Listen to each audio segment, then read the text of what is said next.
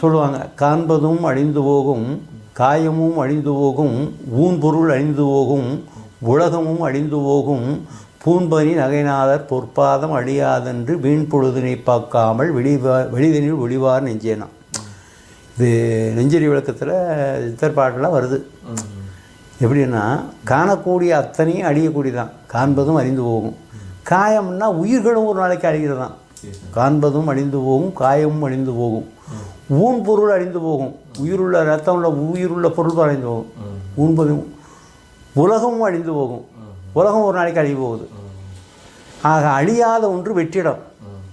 பூன்பனி நகைநாதர் பொற்பாதம், பாதம்ன்றது இன்னும் அழியக்கூடியாத இறைவனுடைய இருப்பிடம். பாதம்னா நம்ம நிற்கிற இடம் தானே. அப்போ இறைவன் நிற்கிற இடம் அது வெற்றிடம் தான். வெற்றிடத்தை தான் இருக்கிறான் இறைவன். அந்த இறைவனுடைய வெற்றிடம் மட்டும்தான் அழியாதது, மிச்சம்லாம் அழிஞ்சு போகும்.